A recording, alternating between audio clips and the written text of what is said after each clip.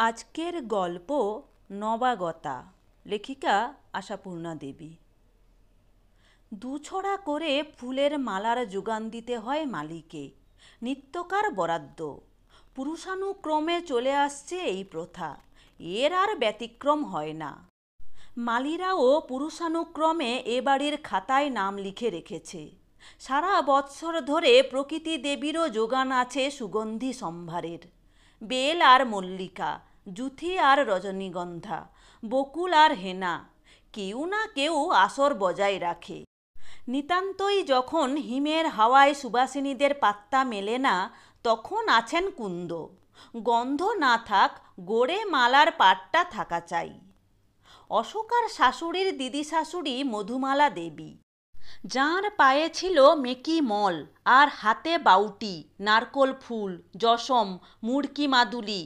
তিনিও তিলের তেলে জপজপে চুল পেটি পেড়ে আঁচড়ে বেনে খোঁপায় জড়াতেন মল্লিকার গোড়ে। কালের পরিবর্তনের সঙ্গে দ্রুত পরিবর্তন হচ্ছে নারীর রূপচর্চার। বেনে খোঁপা থেকে 100 গুছির বসন্ত বাহার, তার থেকে কিছুটা আধুনিকা অশোকার শাশুড়ি পরিপাটি করে বেঁধেছেন ফিরিঙ্গি খোঁপা, টুপি খোঁপা। আর অশোকা খোঁপাই বাঁধে না, ঢলকো করে হাত ফিরিয়ে রাখে, পিঠের উপর দোলে সেই খোঁপার ভগ্নাবশেষ। কিন্তু ফুলের মালাটি ঠিক আছে, বনেদি বড়লোকের বাড়ি। দোল দুর্গোৎসব আর 12 মাসে 13 পার্বণ করবার নিরেট বনেদি বড়লোক নয়। আরাম আয়েস আর বিলাসিতার বনেদে গড়া বংশ। পৃথিবীটা যে উপভোগের জায়গা, এ তথ্যটা যেন বড্ড বেশি জেনে ফেলেছে এরা তাই সেকেলে বড় মানুষের মতো মার্বেল পাথরের মন্দির বাঁধিয়ে দিয়ে ফুলের মালার যোগান রাখত না পাথরের বিগ্রহের গলায় দোলাতে। সুন্দরী তরুণীর কবরীতে পুষ্পমালার বেষ্টনীর যা সৌন্দর্য, সে সৌন্দর্য উপভোগ করবার মতো শৌখিন অনুভূতি কজনের থাকে? সে অনুভূতি এদের ছিল বংশানুক্রমে। এ বাড়ির বউদের সাজ আছে, কাজ নেই। সকাল থেকে কলহ করে গাল গল্প করে। দাসীর হাতের সাজা বাটা ভর্তি পান খেয়ে আর পালঙ্কে গড়াগড়ি দিয়ে দিনটা কাটিয়ে দেওয়া নিয়ে কথা। বিকেল পড়তেই সাজের পালা। সর ময়দা রূপটান, চিরুনি গন্ধ তেল আর ফুল কোঁচানো সিমলে শান্তিপুরের শাড়ি নিয়ে ব্যস্ততা পড়ে যেত তখন। সাহায্য করতে আছে মাথা পিছু খাস ঝি একটা করে। কোলের ছেলে মানুষ করতে থাকতো আলাদা ঝি, এ শুধু সৌন্দর্যের খবরদারি করবার। অশোকাই প্রথম এ বাড়ির হাওয়াটা কিছু বদলেছে। প্রসাধনের নিভৃত নিরালায় একটা কুদর্শন দাসীর সান্নিধ্য ওর অসহ্য। 100 গুছির খোঁপাও বাঁধে না, পানও খায় না বাটা ভর্তি করে। ওর স্নো পাউডার লিপস্টিক কুমকুমের প্রসাধন ভাণ্ডারে, দাসীর প্রয়োজন কিসের? নিতান্তই আত্মনির্ভর জিনিস এখনকার। তাছাড়া আবার নিজের হাতে বিছানা না পাতলে ঘুম ভালো হয় না ওর। স্বামীর খাবার পানটি নিজে না সাজলে তৃপ্তি হয় না। খাবার কাছে বসে হাত পাখা দিয়ে বাতাস করতে না পেলে যেন মনে হয় দিনটাই মিথ্যে হয়ে গেল। তাই অশোকার চালচলনটা কিছু স্বতন্ত্র। জেঠ শাশুড়ি নীলনয়না দেবী এই ছোট্ট ঘরের মেয়ের গরিবি আনা চাল দেখে আড়ালে নাসিকা কুঞ্চিত করেন, আর সামনে সকলকে শুনিয়ে শুনিয়ে বলেন, এইবার এ বাড়ির চালচলন হালতি বালতির বাড়ির মতন হতে আরম্ভ করলো। হবে না কেন? যেমন ঘরের হাওয়া এসেছে বাড়িতে। যেমন ঘরের মেয়ে বলে আইনের প্যাঁচে ফেলতে চান না নিজেকে। যতই হোক অশোকাই যে বর্তমানে খোদ গিন্নি, এটা তো অস্বীকার করবার উপায় নেই। কিন্তু হাওয়ার উপর তো তর্ক চলে না। কিন্তু বিকেলবেলা মালাচন্দন ঢাকাই শান্তিপুরি শাড়িতে সেজে তিনতলার ছাদে কর্তাদের আমলের গাঁথানো পাথরের বেদিতে বসে স্বামীর প্রতীক্ষা করার অভ্যাসটা নিতান্তই এদেরই মতো। ওর মধ্যে আর নতুনত্ব আনতে পারেনি অশোকা। তাছাড়া আর করবেই বা কি?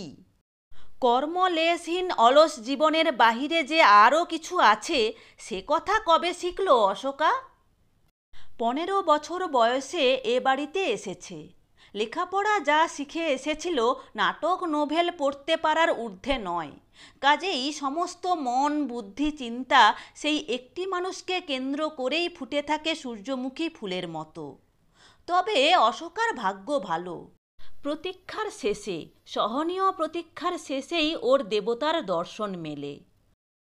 অসহনীয় প্রতীক্ষার শেষে খোঁপার মালা খুলে নিয়ে টুকরো টুকরো করে বাগানে ছুঁড়ে ফেলে দিয়ে আছড়ে এসে বিছানায় পড়তে হয় না নিঃসঙ্গ একক বিছানায়।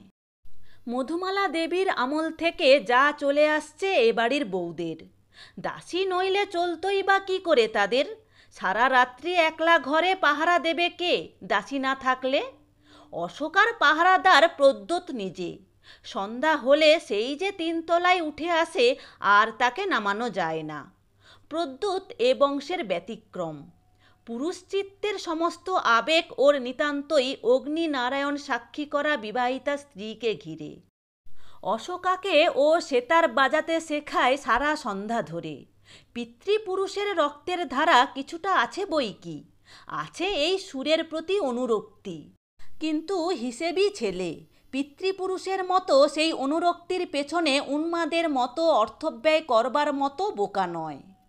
সোনার চাইতে শেখার শখ ওর বেশি ছিল। এখন শখটা সঞ্চারিত হয়েছে শেখানোয়। নীলনয়না তাই মিনিটে মিনিটে ঘৃণায় লজ্জায় কণ্টকিত হতে থাকেন। বউয়ের আঁচল ধরা পুরুষ মানুষ যেমন অসহ্য, তেমনি অসহ্য ঘরের বউয়ের বাইজির মতো আচার আচরণ। প্রতি পদে নিজেদের আমলের সঙ্গে তুলনা করে হতাশায় ক্ষোভে ক্ষতবিক্ষত হন নীলনয়না। সন্ধ্যার অন্ধকারে চুপি চুপি সিঁড়িতে উঠে যান, বেহায়াপনা কতদূর এগোতে পারে তার হিসেব নিতে। তিনতলার ছাদের মাঝখানে ছাতার মতো গড়নের ঢালু ছাদ দেওয়া মার্বেল পাথরের গোল বেদিটায় ওরা দুজনে বসে, প্রদ্যোৎ আর অশোকা। যেখানে সারা বিকেল আর সারা সন্ধ্যা একলা বসে থাকতেন নীলনয়না। প্রসন্ন নারায়ণের পায়ের ধুলো পড়তো বই কি, কদাচিৎ কখনো পড়তো না এমন নয়।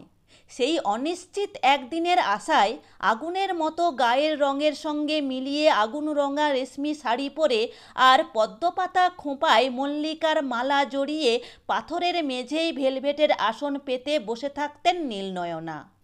হাল ফ্যাশানি মেয়েদের মতো বই খাতা নিয়ে অথবা গান বাজনা নিয়ে সময় কাটাবার উপায় ছিল না, তাই সময় কাটত দীর্ঘশ্বাসে। গোল বেদির খিলেনে খিলেনে সেই দীর্ঘশ্বাস কি পুঞ্জীভূত হয়ে নেই? হতাশ বিক্ষুব্ধ বেদনা মর্মরিত বহু সন্ধ্যা আর রাত্রির সাক্ষ্য। বাগানের আনাচে কানাচে সেই স্তূপীকৃত গোড়েমালার ধ্বংসাবশেষ কি এখনো খুঁজলে মেলে? মধুমালার আমল থেকে যা জমা হচ্ছে। মধুমালার তবু সন্তান ছিল তারা সুন্দরীর, গিরিবালার আর বসন্ত মঞ্জুরির। যৌবনের জ্বালা স্তিমিত হয়ে এসেছিল তাঁদের। কিন্তু নিঃসন্তানা নীলনয়নার প্রখর যৌবন মধ্যাহ্ন সূর্যের মতো জ্বলে নিজেকেই পুড়িয়ে মেরেছে শুধু। অশোকাও আজ পর্যন্ত নিঃসন্তান, শুধু একটি স্নিগ্ধ দীপ্তি ওর মুখে, দাহ নয় দীপ্তি। ভস্মাবশেষ নীলনয়না নতুন করে পুড়ে মরছেন সেই দীপ্তিতে। প্রদ্যোতের হাসি গল্পে উচ্ছ্বসিত অশোকার কলহাস্য মুখরিত হয়ে ওঠে গোল খিলানের খোপে খোপে। আর সিঁড়ির অন্ধকারে দাঁড়িয়ে অবশ হয়ে আসে নীলনয়নার হৃৎপিণ্ড। অশোকা যেন কি সর্বনাশ করতে বসেছে। প্রথম দর্শনের আদর সোহাগের পালা শেষ হয়ে যখন সেতারের ঝঙ্কার শুরু হয়, তখন নিতান্ত বিরক্ত হয়েই নেমে যান নীলনয়না। ঘরের বউয়ের এই বাইজির মতো আচার আচরণ তার অসহ্য। তাঁর এই অসহ্যপনায় সায় দেবার মতো লোকেরও অবশ্য অভাব নেই এত বড় বাড়িটায়। বয়সকালে যাদের দিকে কোনোদিন তাকিয়ে দেখেননি নীলনয়না, আজ তাদের ডাক পড়ে তাঁর সান্ধ্য সভায়। এ সময়টা যে ওরা কিছুতেই নামবে না, না অশোকা না প্রদ্যোৎ, সেটা নিশ্চিত জানা বলেই এখানকার আসরটা জমজমাট। বৌমা এবাড়ির মুখ হাসালো।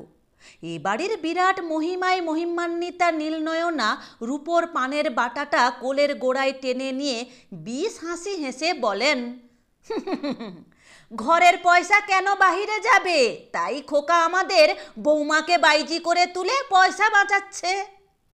সভার সদস্যদের মধ্যে পুরনো আমলের বামুন দিদি আছেন এক সদস্যা। নিরিমিষি ঘরের ভার ছিল তাঁর হাতে। এখন হস্তান্তরিত হয়েছে তাঁর বিধবা মেয়ে নারানির কাছে। বামুন দিদির অবসর এখন প্রচুর, মানুষটা বোকা গোছের, তাই প্রতিবাদ করে বসতে বাধে না ওর।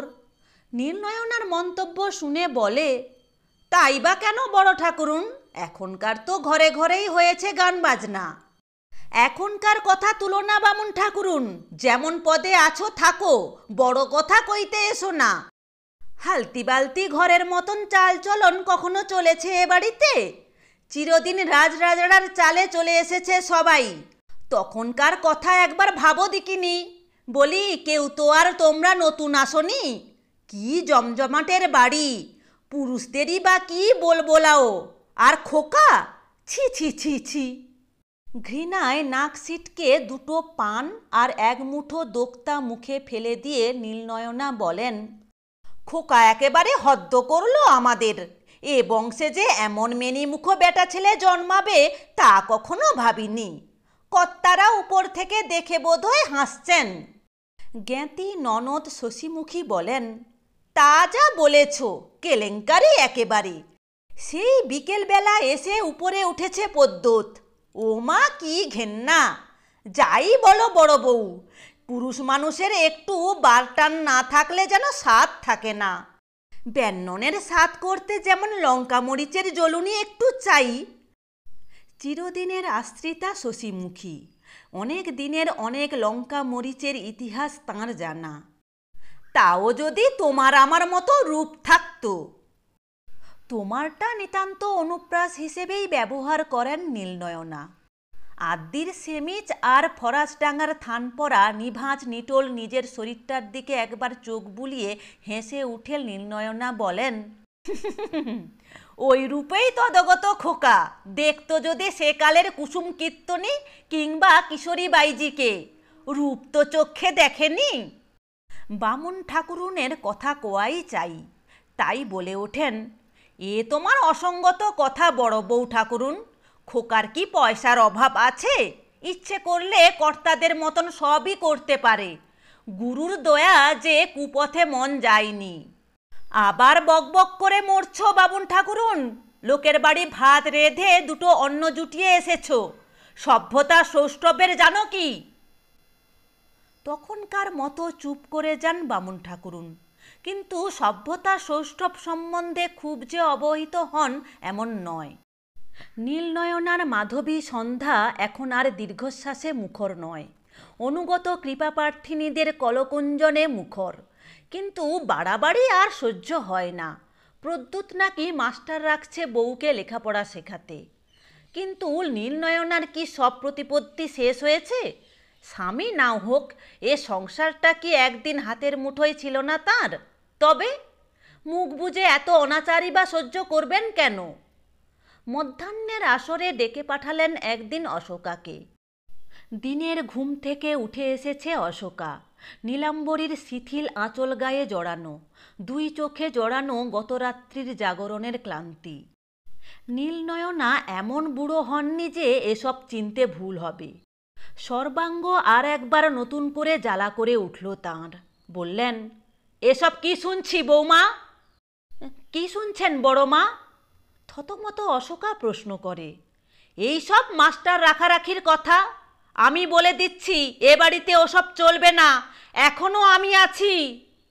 কিন্তু বড় মা, লেখাপড়া ভালো করে শিখিনি বলে রাগ করেন যে। ঢং আর করো না বাছা, রাগ করবেন? রাগ কি আর আছে ওর শরীরে? সেসব ছিল তখনকার আমলের বাবুদের। খোকার হালচাল দেখলে লজ্জায় মাথা কাটা যায় আমাদের। ছি ছি, এ বংশের ছেলে হয়ে 24 ঘন্টা বউয়ের আঁচল ধরে বসে থাকা। এ বংশ বলেই তো ভয় করে বড় মা। অশোকা মুখ তুলে পরিষ্কার গলায় বলে, এ বংশের ইতিহাস তো আমার শুনতে বাকি নেই। তবু সে ভালো ছিল বাছা, ঢের ভালো। সে তবু পুরুষের পৌরুষ ছিল। যাকগে, আমার এই সাদা কথা, এ বাড়িতে ওসব চলবে না। বউ নিয়ে আদিক্ষেতা এ বাড়ির কেউ কখনো করেনি। অশোকা ধীরে ধীরে সরে যায়। নীলনয়না ডাকিয়া পাঠান বাড়ির সরকারকে। আপনাদেরও বলি সরকার মশাই, বাড়ি যে একেবারে মঠ মন্দির হয়ে উঠল। সরকার মশাই অবাক হয়ে মাথা চুলকোতে শুরু করেন। বলছি, আমোদ আহ্লাদ ফুর্তি টুর্তি কি পৃথিবী থেকে উড়ে গেছে? আপনি বিচক্ষণ লোক, কত আর বোঝাবো আপনাকে। খোকা আমার ছেলে, আমার ভয়ে মুখটি ফুটতে পায় না, কিন্তু বেটা ছেলে, সাত আহ্লাদ কি নেই? বিশেষত এ বাড়ির বেটা ছেলে। মুচকে একটু হাসলেন নীলনয়না। সরকার মশাই আমতা আমতা করে বললেন, তাহলে কি করতে বলেন? কি আবার বলবো, নতুন কিছুই নয়। বাগান বাড়িটা ঝাড়া মোছা করান, ভালো গাউনি কীর্তনী নিয়ে এসে দুদিন জলসা টলসা দিন। কেবল বাড়ি বসে থেকে থেকে ছেলে আমার স্বাস্থ্য খারাপ হয়ে গেল যে। কিন্তু বড় মা, খোকাবাবু রাগ টাগ করবেন না তো? রাগ যাতে না করে সেই কৌশল করবেন, সেটুকু বুদ্ধি আপনার ঘটে আছে আশা করি। সে আমলে আপনিও তো কম ঘুঘু ছিলেন না। নীলনয়নে নীলাভ আগুন জ্বেলে উঠে যান নীলনয়না। আর প্রতীক্ষা করতে থাকেন দিনের পর দিন। কবে অশোকার প্রতীক্ষা শেষ হবে দীর্ঘশ্বাসে। সে দীর্ঘশ্বাস গোল খিলানের ফাঁকে ফাঁকে জমা হবে অনেক দিনের সঞ্চিত দীর্ঘশ্বাসের সঙ্গে। পুরনো বাগানবাড়ির তালাবদ্ধ ঘর আবার আলোয় ঝলমল করে ওঠে। কাঁচের গ্লাসের ঠুনঠুন আওয়াজের সঙ্গে নর্তকীর নূপুর নিক্কণ শোনা যায়। তিনতলার ছাদে মার্বেলের বেদিতে বসে সে শব্দ কানে আসে। কানে আসে শুধু রাত্রি যখন গভীর হয়। বাহিরের আর সব শব্দ কমে আসে। খোকার আবার এ কি হলো বউ? একগাল হেসে প্রশ্ন করেন শশীমুখী। আরে ভাই, বাঘের বংশে বাঘই হয়। এতদিন চাপা ছিল বই তো নয়। ছিল আমারই ভয়ে, এখন যতই হোক বড় হচ্ছে। সান্ধ্য আসর মুখর হয়ে ওঠে খোকার নতুন কীর্তির বর্ণনায়। এই আসরে একদিন অশোকাকে ডেকে পাঠালেন নীলনয়না। দাসীকে বলে দিলেন, ডেকে আন বৌমাকে। আহা মরে যাই, বাছা মুখ শুকিয়ে বসে আছে। কাছে এসে দুদণ্ড দুটো ভালো কথা, ঠাকুর দেবতার কথা বলি। কপাল দেখো না, দুদিন স্বামী সুখের আস্বাদন পেয়ে। অশোকা ডাক শুনে নেমে এলো, নাকি আসছিল কে জানে। সাজসজ্জায় যেন একটু বেশি অসাধারণত্ব। এসো বৌমা, কোথায় একলাটি বসে আছো? এখানে এসে বসো খানিক। ফিরে এসে বসবো বড় মা। ফিরে এসে যাচ্ছ কোথায়? অবাক হয়ে প্রশ্ন করেন নীলনয়না। বাগান বাড়িতে। বিমলা, দেখ তো বাইরে গাড়ি এসেছে কিনা। তুমি বাগান বাড়িতে যাবে? নীলনয়নার আর কথা জোগায় না। যাব বই কি বড় মা, এই বেলা সাবধান না হলে আবার ভবিষ্যতে কার সুখের ঘরে আগুন জ্বালাতে যাব হয়তো। সবাই ভালো থেকো, সুস্থ থেকো। এরকম আরও ভালো ভালো গল্প শুনতে হলে চ্যানেলটি সাবস্ক্রাইব করে রেখো। ভালো লাগলে লাইক, কমেন্ট এবং শেয়ার করো। ধন্যবাদ।